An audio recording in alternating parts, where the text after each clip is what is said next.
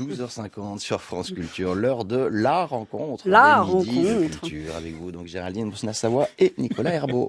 Merci Thomas, à demain. C'est l'heure donc de la seconde partie des midis de culture et comme chaque jour, vous l'avez dit, c'est l'heure de la rencontre avec une personnalité du monde de la culture. Jusqu'à 13h30, les midis de culture. Nicolas Herbeau, Géraldine Mosna-Savoie. Place à la rencontre. Aujourd'hui, notre invitée est dessinatrice BD. Elle préfère toutefois se définir comme conteuse. Elle a fait de l'aviron à haut niveau. Autrice d'une dizaine d'albums, elle vient nous parler pour cette rencontre du Grand Incident, paru il y a une semaine chez Futuropolis et Louvre Éditions. Bonjour Zelba. Bonjour Nicolas, bonjour Géraldine. Et bienvenue dans les midis de culture. Alors on va bien évidemment, Zelba, parler de BD, de vos BD, de dessins, mais avant, on aimerait savoir l'aviron. Pourquoi l'aviron ? Alors tout simplement parce que j'ai grandi au bord d'un lac, ou pas très loin d'un lac,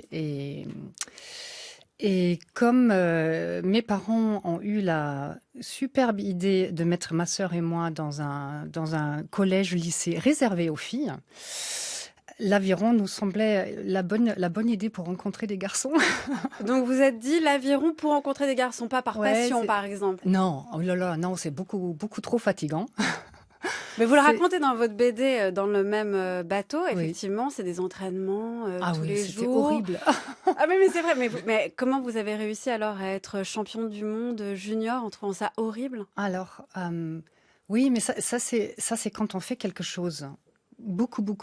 Donc, au bout d'un moment, il faut s'entraîner 7-8 fois par semaine. C'est quand même... voilà. Et faire tout ça pour après ne pas être sur le tapis rouge, ce serait hyper frustrant. Alors, il vaut mieux gagner. Ça veut dire que ça dit quelque chose de votre caractère ? Vous êtes déterminé ? Ouais, je pense quand même, oui. Et vous en avez refait depuis l'aviron ou Non, bon non. Vous avez été championne du monde et après ça s'est arrêté. Après, j'avais d'autres rêves, voilà. Donc championne du monde à quel âge ? 18 ans. 18 ans. Est-ce que c'est à peu près au même moment, quand vous avez commencé l'aviron, donc vous étiez adolescente au collège, que vous avez commencé le dessin ? Ah non, j'ai commencé très tôt. Je pense que je dessine depuis que j'avais la force de tenir un crayon. Donc 2 ans ? Ah oui, je pense que très tôt. Puis j'ai eu la grande chance d'avoir une maman qui n'aimait pas beaucoup la télévision. Et quand on s'ennuyait, elle nous donnait à ma sœur et moi des feuilles, des feutres et on dessinait. Donc à quel moment est apparue peut-être cette envie que le dessin soit plus qu'un divertissement, qu'une sorte de substitut à la télé ? C'est très naturel en fait. C'est comme je dessinais depuis toujours et ça a toujours été mon moyen d'expression préféré parce que j'ai très tôt commencé à me raconter des histoires en faisant des dessins, donc ça racontait déjà beaucoup de choses. Après, le processus a été très naturel j'ai jamais arrêté en fait, jamais arrêté. L'aviron était une parenthèse, mais j'ai toujours quand même dessiné à côté, à l'école, pour amuser les copines, leur raconter un petit peu. Pour rencontrer des garçons aussi ? Non. Pour rapprocher des garçons, envoyer des petits messages sous forme de Non, mais de ils dessin. étaient dans les dessins. Justement, on a tous commencé à dessiner très tôt. Alors moi, je dessinais des trucs des bonhommes avec des bras en forme de râteau. Je racontais pas d'histoire, mais est-ce que vous vous souvenez à quel moment vous avez... Pourquoi ce râteau ? Je sais pas, j'y réfléchirai.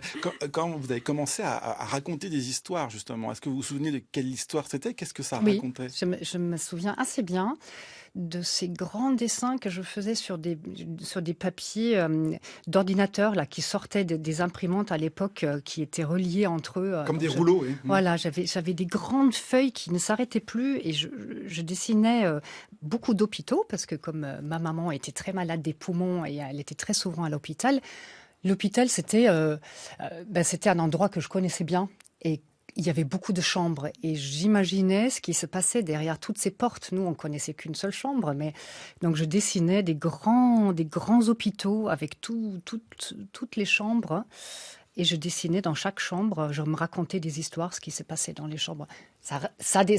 Ressemble déjà un petit peu à de la BD, presque. Mais c'était du dessin à l'époque, c'était pas pour vous de la BD forcément. Ah non, je connaissais pas de la BD. Vous n'en aviez pas lu? Jamais, non. J'ai lu ma première BD à 30 ans passés. Ah ouais?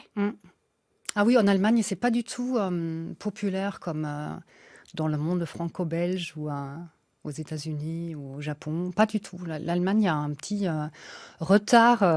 Encore maintenant? Encore maintenant, oui, parce qu'on ne rattrape pas autant de... Enfin, en France, en Belgique, c'est tellement riche. C'est un milieu tellement riche et c'est tellement populaire.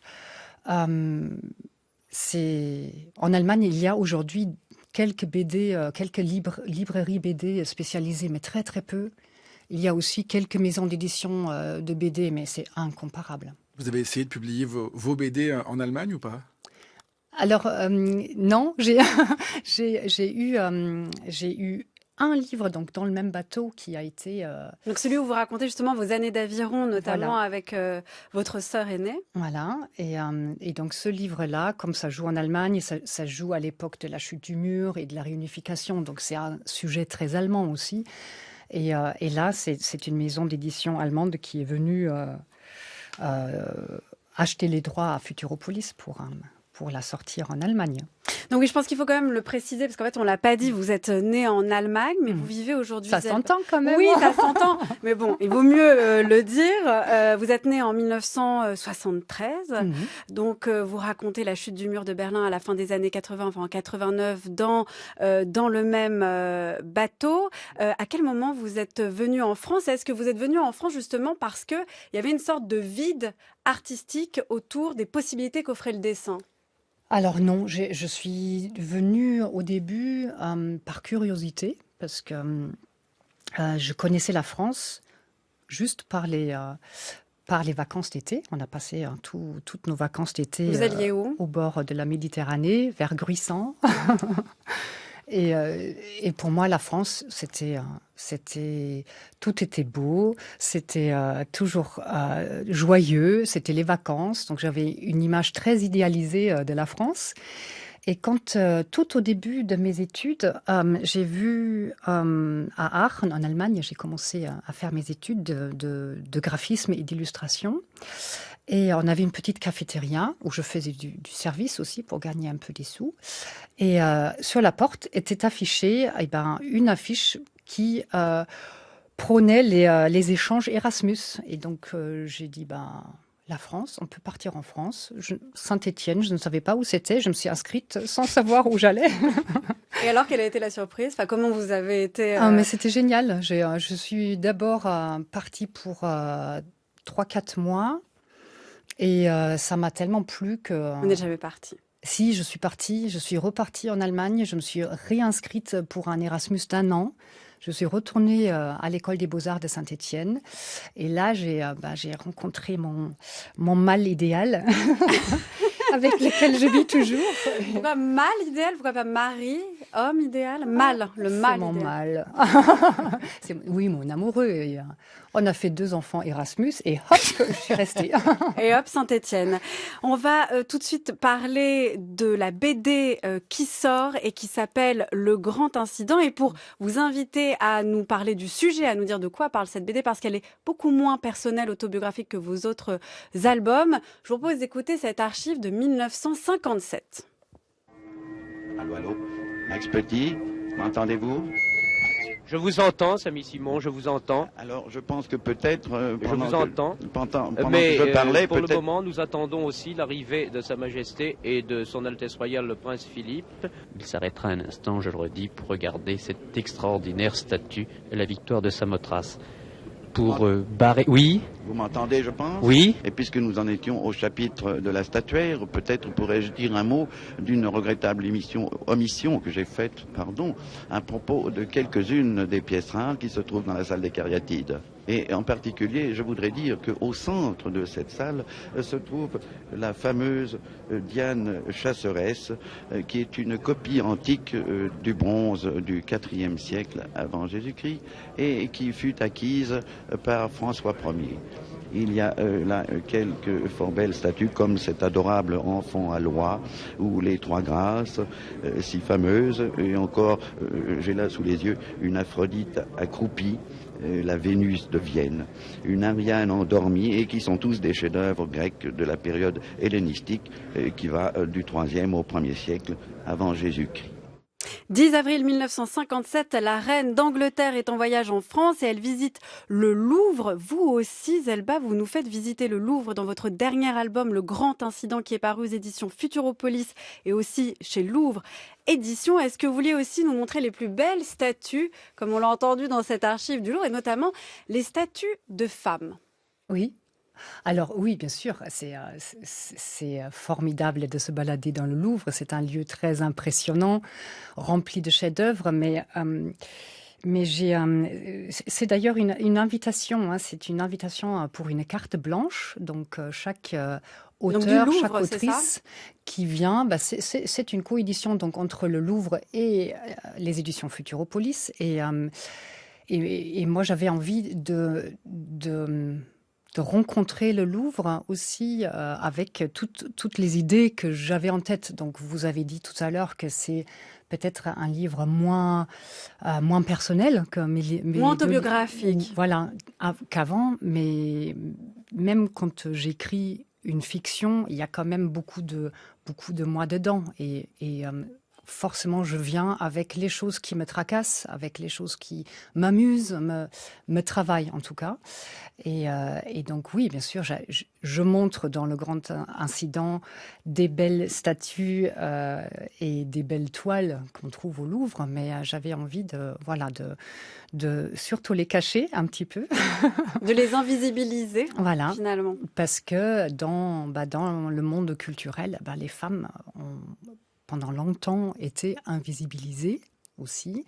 Et donc, ce livre-là, je l'ai écrit en sortant, c'était juste après le Covid, quand on a été privé de culture, etc. Donc, c'était assez dur. Et tout ça a aussi nourri cette histoire où le Louvre doit fermer ses portes parce que les sculptures et les femmes nues peintes deviennent transparentes dans les œuvres. Est-ce que vous pouvez nous raconter l'histoire du Grand Incident? En fait, je dis juste le début, et puis peut-être vous irez jusqu'où vous voulez aller pour pas trop nous en dévoiler. On ouvre donc votre album, Zelba, et on est dans le Louvre. Les visiteurs passent les portes de sécurité. Et on se rend compte que les hommes sont invités à se déshabiller, que les femmes... Alors on vérifie quand même plusieurs fois, on se dit alors est-ce que c'est que les hommes, est-ce que c'est aussi les femmes? Non, effectivement, ce ne sont que les hommes qui du coup sont tout nus et on ne comprend pas ce qui s'est passé, pourquoi les hommes sont nus. Et là, flashback dans l'histoire. Est-ce que vous voulez en dire plus, Zelba, sur justement ce grand incident qui a mené en fait à cette situation où les hommes visitent à poil le Louvre? Au poil.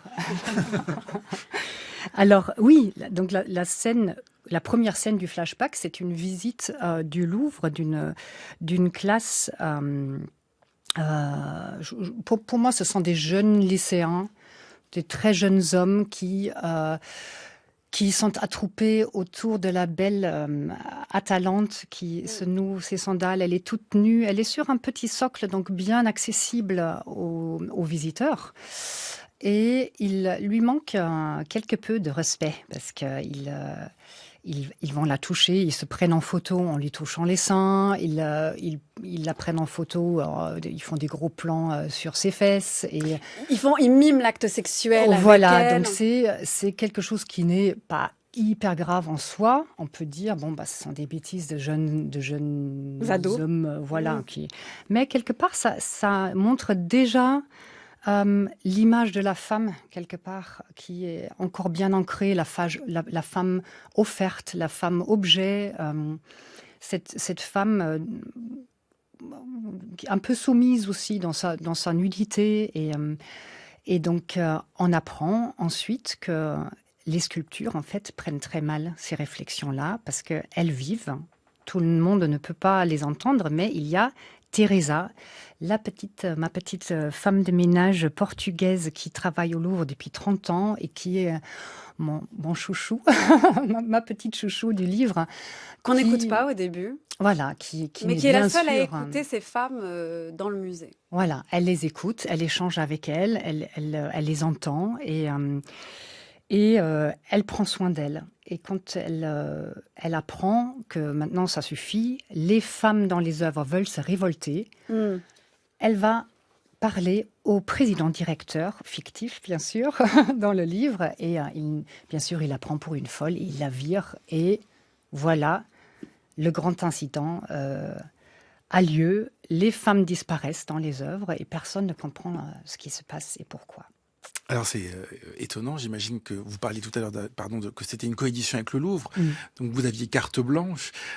Comment le Louvre réagit quand vous leur dites que vous allez faire disparaître les œuvres qui sont dans ces salles, dans votre bande dessinée? Ça paraît un peu fou? Non, je pense que c'était... Je raconte une histoire, donc c'est pas le vrai Louvre, bien sûr. Le Louvre est mon terrain de jeu. C'est le décor pour cette histoire-là, mais c'est une fable en fait que je raconte. C'est une fable burlesque et fantastico-comique, donc avec des traits fantastiques et j'espère toujours un peu drôle aussi. Oui, c'est drôle. Je confirme, c'est drôle, c'est très drôle. Tant mieux, c'était le but. Mais est-ce que le Louvre, c'est pas froissé? Non, c'est de l'art. Enfin, nous, on fait un art. La BD est aussi un art et il faut pouvoir transgresser aussi un petit peu. Il faut que ça soit transgressif. Et le Louvre est déjà un lieu tellement impressionnant que moi, j'avais envie, en plus de venir avec des hommages un peu irrévérencieux. Il y a tout de même un discours derrière cette fable, ce conte que vous nous racontez, qui est effectivement relire l'histoire de l'art, relire tout ce qui a été produit durant des siècles et redonner, éclairer en tout cas le rôle des femmes et la position des femmes dans ces œuvres. Oui, mais alors comme toute fable, je pointe un problème sociétal d'aujourd'hui. Donc ça se passe au Louvre, mais je ne parle pas du Louvre vraiment. Je parle à travers les œuvres d'art de notre société d'aujourd'hui et cette sexualisation du corps féminin qu'on subit encore aujourd'hui. Et je le raconte d'ailleurs dans la postface de mon livre que tout ça est aussi inné parce que moi j'ai des enfants. Mes enfants aujourd'hui subissent les mêmes choses que moi quand j'étais jeune, que nos mamans peut-être avant nous. Et je trouve que à part mettre un mot sur la chose, le harcèlement de rue, les choses ne changent pas assez vite. Donc je me suis dit, il faut, voilà, ça me travaille tout ça, qu'aujourd'hui les jeunes filles, les jeunes femmes doivent encore subir ce genre de choses. Alors effectivement, quand je vous ai posé la question, est-ce que le Louvre s'est froissé? C'est plutôt, est-ce que vous l'avez senti, ouvert à ce genre de réflexion, ouvert à l'idée quand même de se questionner sur la manière dont on met en scène des œuvres, dont on fait de la pédagogie, ou au contraire se disant, ce sont des travaux qui relèvent de l'histoire de l'art, de livres à part, de recherche à part. Nous, on est un musée et on doit présenter les œuvres telles qu'elles sont. On ne peut pas revenir en fait sur l'histoire, on ne peut pas changer les œuvres. Ah non, mais il ne faut pas les changer. C'est comme ça. On a quand même aujourd'hui le droit de regarder ces œuvres avec notre sensibilité d'aujourd'hui, avec nos prises de conscience, avec un œil critique aussi. Mais moi, j'ai surtout travaillé avec une personne au Louvre, avec le directeur de collection de cette collection Louvre avec Futuropolis, qui s'appelle Fabrice Douard, et mon puits de science qui a répondu à toutes mes questions.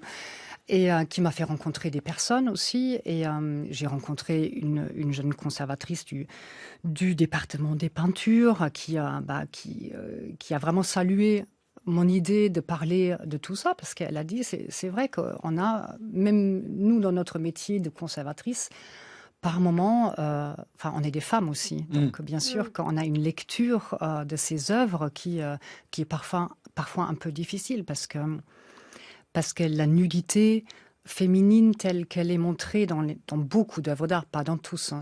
Je le dis que dans Le Grand Incident, ou pour Le Grand Incident, bien sûr, je me suis concentrée sur les œuvres qui allaient dans la direction de ce que je veux raconter dans mon histoire.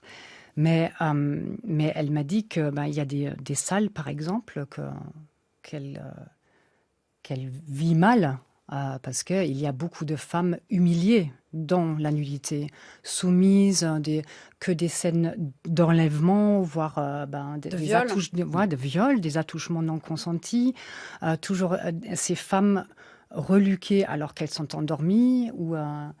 Voilà, donc ça c'est des choses, bien sûr qu'on ne va pas revenir en arrière, Mais c'est d'ailleurs tout le travail de la médiation culturelle et des médiateurs et médiatrices qui sont dans les salles et qui aussi expliquent aux visiteurs effectivement ce qu'on voit sur les œuvres, comment elles sont représentées, à quelles époques elles ont été réalisées. C'est peut-être ce qui manque à cette jeune bande d'adolescents qui arrivent et qui s'attaquent en quelque sorte à cette statue. Oui, peut-être. Oui. C'est le travail aussi de cette BD. Il y a quelque chose aussi qui est intéressant dans cette BD, Zelba, c'est qu'il y a d'un côté la surreprésentation des corps nus féminins, et l'autre paradoxe, c'est qu'à côté de ça, on a une invisibilisation des femmes qui gèrent ce musée, en fait. Je pense notamment au personnage du frère et de la sœur, jumeaux, jumelles, Charles Darlin, qui est le directeur, et Charline Darlin, qui est sa sœur jumelle et qui est la secrétaire. Mais en fait, ils se déguisent l'un en l'autre, et c'est vraiment Charline qui dirige ce musée. Donc il y a vraiment ce paradoxe que vous travaillez en fait relativement à l'art et qui en fait ne se retrouve pas que au Louvre, mais aussi dans tous les arts, dans la BD. Surreprésentation du corps féminin nu, invisibilisation de celles qui font cet art. Alors ça, c'est heureusement en train de changer pas mal parce que... Vous trouvez dans la BD, par exemple, que ça change ? Alors dans la BD, je crois qu'on est entre 20 et 30% d'autrices aujourd'hui. Ça change. Après, c'est sûr que quand on est dans des salons de BD, il y a toujours beaucoup plus d'hommes que de femmes. Mais ça, je pense que j'ai écrit cette histoire aussi parce que dans cette collection Louvre, il y avait beaucoup d'hommes qui ont fait des livres avant moi. Et quand j'ai cherché les noms d'autrices là-dedans, je me suis dit, tiens, il n'y a pas beaucoup de femmes. Donc, d'autant plus important, c'était pour moi de raconter une histoire qui parle de ça aussi, de la condition de la femme dans notre société. Et puis, il y a une femme qui a beaucoup compté pour vous dans la BD, c'est Marjane Satrapi. Jusqu'à 13h30, les midis de culture. Nicolas Herbeau, Géraldine Mosna-Savoie. Mais putain, c'est pas possible. Où qu'on se place, on voit toujours la même chose. Tu parles d'un cours d'anatomie. Le seul truc qui dépasse, c'est son gros nez. Vous devez vous présenter immédiatement à l'université centrale. Tous ceux qui s'absenteront seront renvoyés pendant 2 semaines.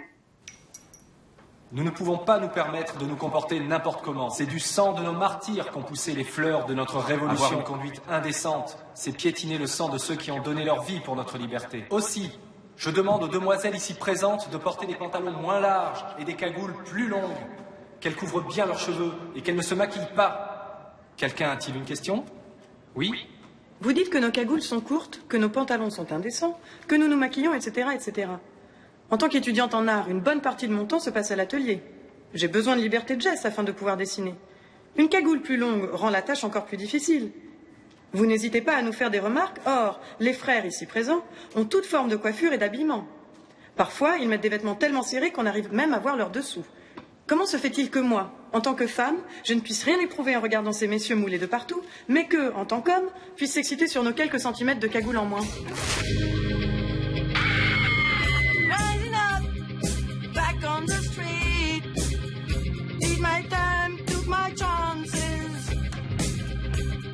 Persépolis de Marjane Satrapi et Vincent Parronneau, ça c'est le film qui date de 2007, mais la BD date de l'an 2000. Est-ce que c'est cet album, Zelba, qui a été la première BD que vous avez lue et donc peut-être le premier choc que vous avez eu avec la bande dessinée ? Ah oui, tout à fait. C'était une révélation pour moi. lire Persépolis, c'était pas du tout ce que je pensais être de la BD. J'avais une idée assez arriérée de ça. Je me suis dit, bon, c'est forcément quelque chose pour ados ou pour enfants, forcément en couleur, hein, des petits tomes de 48 pages, et de pouvoir raconter une histoire sérieuse pour adultes, comme ça, en BD, c'est vrai que c'était un choc. Je me suis dit, waouh, c'est ça que je veux faire. Parce qu'il y avait à la fois le mélange entre l'image, le texte, mais aussi peut-être un propos politique. C'est-à-dire qu'il y avait vraiment ces 3 dimensions-là que vous pouviez tenir dans une BD. C'est vrai que moi, j'aime beaucoup lire. Alors, j'aime beaucoup lire l'autobiographie. J'aime bien lire des récits où je sens une personne derrière le récit.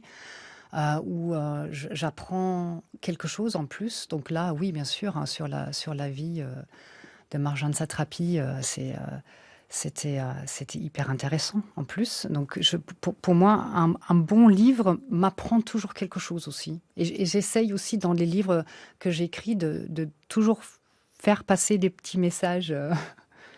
Ça veut dire que vous attendez aussi des retours de ceux qui vous lisent. Alors pour la bande dessinée, ça passe, j'imagine, par des séances de dédicaces, mais vous le faites aussi plus au quotidien, avec les réseaux sociaux, où vous êtes aussi présente. C'est important pour vous, cet échange avec ceux qui vous lisent, qui vous regardent? Voir s'ils ont bien reçu vos messages, justement. Alors, moi, après, chacun a le droit d'interpréter comme il veut, et puis on ne peut pas plaire à tout le monde, mais c'est vrai que je suis assez active sur les réseaux sociaux. Ça a commencé à l'époque, je crois que c'est en 2007 que j'ai ouvert mon premier blog. À l'époque, c'était les blogs, et où j'ai commencé à publier mes toutes premières petites histoires, parce qu'au début, j'osais pas trop directement me lancer dans un grand récit. Donc j'ai fait des toutes petites choses sur quelques cases pour apprendre un petit peu les codes. Et ce qui était chouette, déjà avec les blogs, c'était qu'on avait un retour immédiat. Il y avait des gens qui lisaient et qui commentaient. Et parfois on discutait. Et moi, je trouvais intéressant de pouvoir tout de suite dire, OK, ça fonctionne, ça fonctionne moins. Et on apprend vachement mieux quand on a des retours, en fait, quand on n'est pas tout seul dans Vous n'étiez pas vexé? C'est pas vexant, en fait, d'avoir... c'est une question que je me pose souvent. En fait, il y a beaucoup d'écrivains, d'auteurs, de dessinateurs qui partagent sur les blogs, sur les réseaux, qui sont très contents, en fait, d'avoir des retours, des fins qui sont réécrites aussi. Mais est-ce que parfois, on n'a pas l'impression... On ne prend pas le risque non seulement d'être vexé, hein, ça c'est purement personnel aussi, mais que vraiment, l'envie qu'on avait, l'expression, l'interprétation qu'on avait n'a jamais été perçue. Et il y a quelque chose de frustrant, presque. Pour moi, la critique est assez importante. Plus trop aujourd'hui, enfin au moins tout dépend comment c'est ramené. Enfin comment c'est amené. Si quelqu'un vous insulte, bien sûr que c'est vexant. Aucun intérêt, ouais. Aucun intérêt. Mais si quelqu'un n'a pas compris la blague, ou n'a pas compris quelque chose, ou n'a pas été touché par quelque chose que j'ai envie de raconter de manière touchante, c'est ma faute. À moi. Donc ça veut dire que je n'ai pas réussi à exprimer ça ni avec les mots ni avec les dessins. Donc ça me montre aussi où je dois encore améliorer mon trait et mon écriture. Vas-y. Non, vous nous emmeniez presque sur les réseaux sociaux, dans les coulisses de comment vous travaillez aussi. Ça c'est important pour vous de montrer effectivement que la BD ou le dessin, c'est pas juste l'œuvre finale, mais c'est aussi tout un travail de comment vous le faites, comment vous vous exprimez par ce biais-là. Alors c'est vrai qu'avant le grand incident, j'ai toujours beaucoup plus mis l'accent sur l'écriture que sur le dessin. Je me suis toujours dit, le dessin, c'est juste mon outil pour raconter une histoire. Et peut-être que ça m'a un petit peu sécurisé aussi d'avoir le dessin. Parce que comme le français n'est pas ma langue maternelle, et il fallait d'abord que je l'apprivoise, et de là à pouvoir dire un jour je suis autrice, parce que c'est assez gonflé. Je trouvais ça assez gonflé de dire ça, parce que c'est même pas ma langue, et j'étais assez réticente pendant très longtemps. En plus, je suis une femme, donc j'ai un gros complexe de l'imposteur tout le temps. Et maintenant, vous pouvez vous dire autrice maintenant? Oui, je le dis maintenant, oui. Ça fait quelques années que je dis que je suis autrice et quelque chose dans ma tête fait toujours zzzz. Ah, ça y est, je le dis. Mais voilà, il faut assumer au bout d'un moment. Et c'est vrai que le dessin, quand j'ai eu cette belle invitation dans la collection Louvre, au début, ça m'a un petit peu impressionnée parce que je me suis dit, oh, pour le Louvre, il va falloir que je soigne les dessins peut-être un peu plus. Il faut mettre un peu plus d'importance sur le dessin. En plus, mon éditeur au Louvre, Fabrice Douard, il m'a dit tu vas nous faire un livre en tradi comme ça sur papier, pas sur tablette graphique, hein, parce que comme tradi, ça veut dire en traditionnel, traditionnel, sur du papier, sur du beau papier, avec des pinceaux. Voilà. C'est pas votre habitude. Vous êtes plutôt Alors ça numérique. dépend. Ça dépend. Je suis devenue numérique avec les 3 livres d'avant. Parce que je me suis dit, bon, c'est peut-être que ça me fait gagner du temps, ce qui est absolument faux. Parce que quand on a la possibilité de revenir en arrière, eh bien, on revient en arrière, même si les traits n'étaient pas si mal que ça. Mais là, voilà, pour le grand incident, j'ai acheté du beau papier aquarelle, très épais, et je suis restée plantée devant un grand moment avant d'attaquer la première planche. Je me suis dit, oulala, je vais jamais pouvoir dessiner là-dessus. Et ben, je suis arrivée et je suis assez fière d'avoir un gros paquet d'originaux aujourd'hui pour ce livre. Qu'est-ce qui vous a plus plu d'ailleurs ? Est-ce que c'est le travail comme ça en tradi ou est-ce que c'est la tablette numérique ? Qu'est-ce que vous allez faire pour votre prochain album ? Est-ce que vous avez revu votre manière de fabriquer ? Alors là, pour moi, c'était très important pour ce livre. Après, j'adapte toujours mon dessin au récit. Il faut qu'il serve le récit. Ici, j'avais besoin d'originaux pour ce récit qui joue au Louvre. Mais je ne m'interdis pas de revenir à la tablette pour un prochain livre. Qui sont en bande dessinée notamment, qui sont vos références, à qui vous lisez aujourd'hui comme auteur et autrice de bande dessinée ? Alors, c'est vrai que comme je suis entrée dans ce monde de la bande dessinée avec Persépolis de Marjane Satrapi, je suis restée assez gourmande de ce genre de récit. Donc, je lis beaucoup de choses ou autobiographiques comme de Florence Dupré-Latour ou Aude Mermillot. Après, c'est aussi...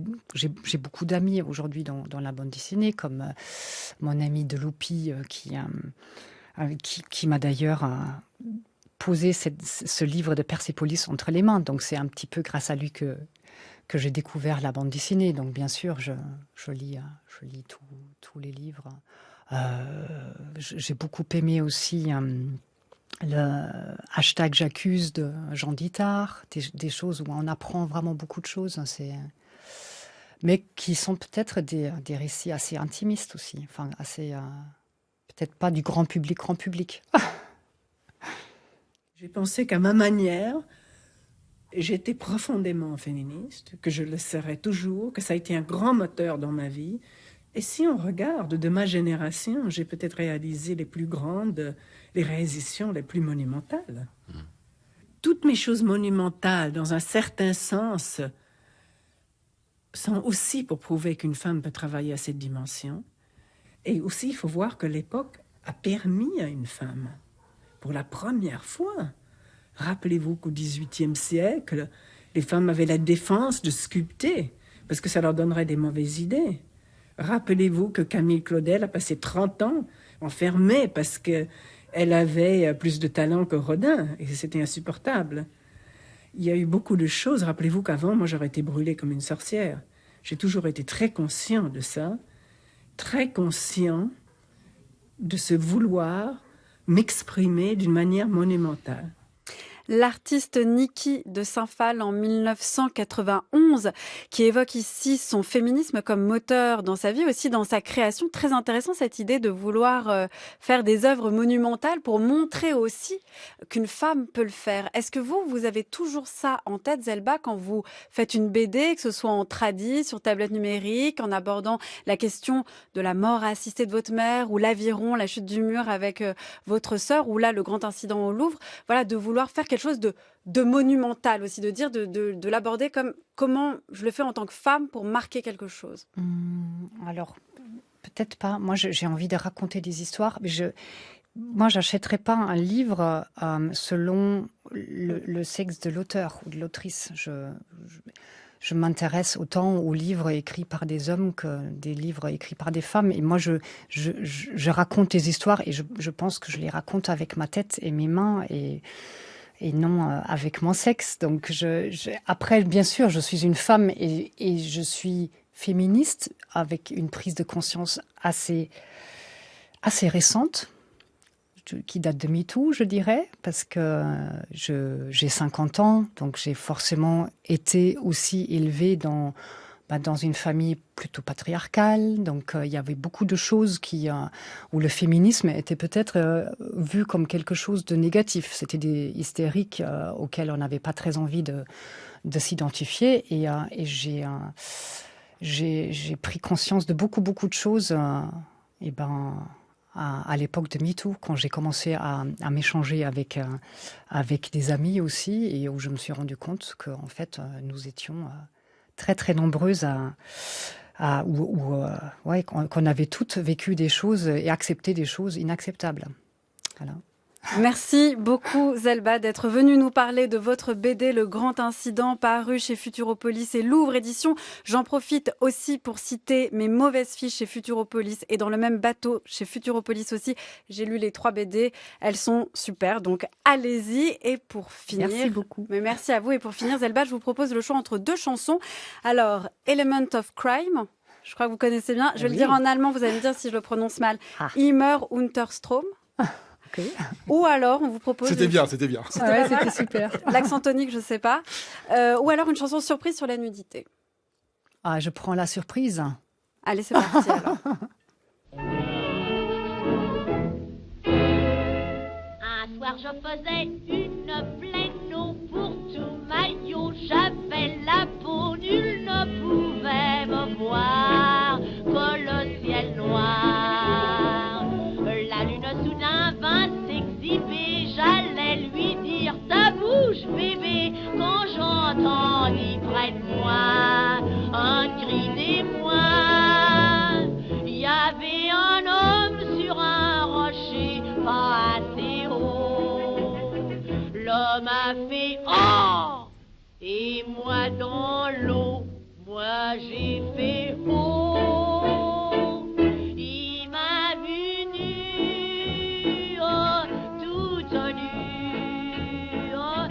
Cache-truc ni soutien machin, j'en ai rougi jusqu'au vaccin. Il m'a vu nue, oh, toute nue. Je me suis par respect humain voilé la face de mes 2 mains. Mais je crois bien que par ce geste irréfléchi, j'ai négligé voilé quelques petits chichis.